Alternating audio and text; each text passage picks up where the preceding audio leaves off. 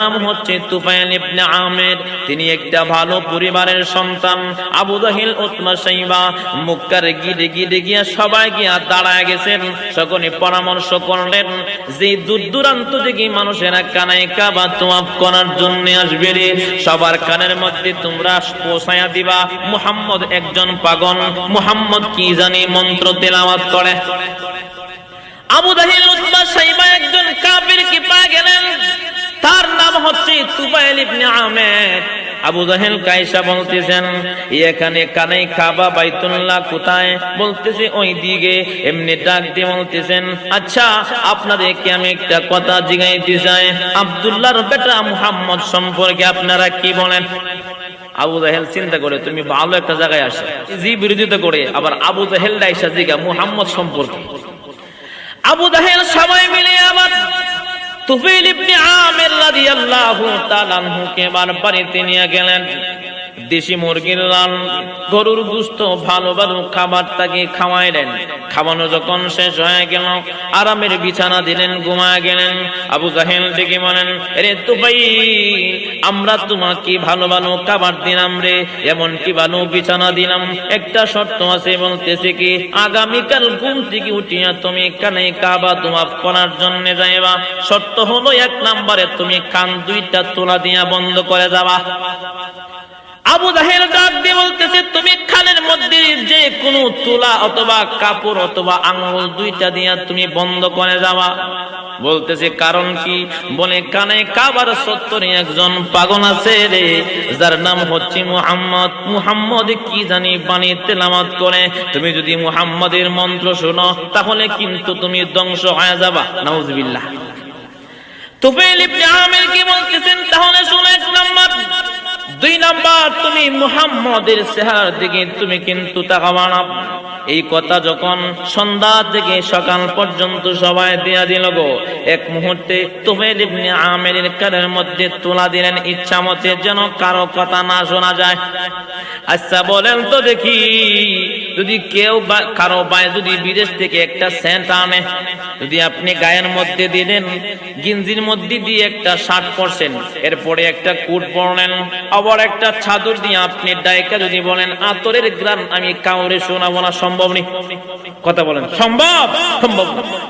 আতরের গ্রান থেকে আরব বলে আল্লাহ পাকের কালাম। তুফাইল ইবনে আমির তিনি কানের মধ্যে দুইটা বন্ধ করে তুফাইল ইবনে আমির যখন চলে গেল, এমনি তুফাইল ইবনে আমির বলে গো হ্যাঁ দুনিয়ার মানুষ আমাকে সারাটা রাত আবু জাহেল, উতবা, শাইবা সবাই কান পড়া দিল গো।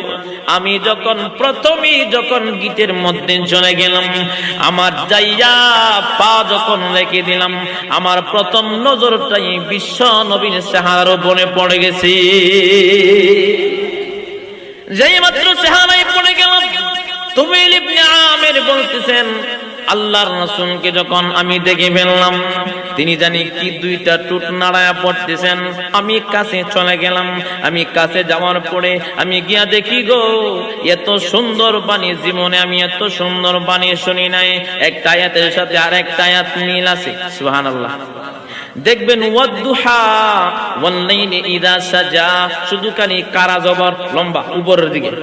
এমন কি মা ওয়াদআকা রাব্বুকা ওয়া মা ক্বালা, আরেকটা সূরা আছে ওয়াশ-শামসি ওয়াদুহাহা ওয়াল কমারি ইযা তালাহা, তার মানে শুধু হা। সুবহানাল্লাহ। এমন কি আপনি পড়বেন ইয়াসিন ওয়াল কুরআনিল হাকীম ইন্নাকা লামিনাল মুরসালিন, এমন কি আপনি পড়তে যাবেন ওয়াশ-শামসি ইযা ওয়াশ-শামসি ওয়াদুহাহা, তার মানে যে কোনো আয়াতের ভিতরে যেই কোনো একটা আল্লাহ হরফ দিয়া রাখছেন, তার মানে একটা আয়াতের সাথে আরেকটা আয়াত মিল আছে গো। তুফাইল ইবনে আমির বলেন আমি যখন চলে গেলাম, এমনি দয়া দেখি মুহাম্মদ তো সুন্দর বাণী পড়ে রে। আবু জাহেল, উতবা, শাইবা আমাকে সারা রাত আমাকে কান পড়া দিল গো। আসলে মিথ্যা কথা, এটা কোনো মন্ত্র হতে পারে না। এমনি তুফাইল ইবনে আমির বলেন আমি অপেক্ষায় ছিলাম রে, কোন সময় নবীজি কোরআন তেলাওয়াত করবে, এমন কি নবীজি নামাজ পড়বে, নামাজ শেষ করবে, আর নবীজির কাছে যায় আমি হাতে হাত থেকে কালিমা পড়ে মুসলমান হব। সুবহানাল্লাহ। তুফাইল ইবনে আমির বলেন নবীজি যখন নামাজ শেষ করলো, আমি নবীজির হাতে গিয়ে ধরলাম, আল্লাহর রাসূলকে বললাম, ওগো মুহাম্মদ আপনি কি বলতে চান?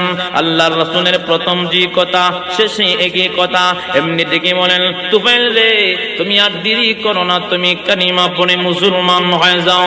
তুফাইল ইবনে আমির বলেন, আল্লাহ পাকের কালাম শুনিয়া আমি সাথে সাথে কালিমা পড়ে মুসলমান হয়ে গেলাম।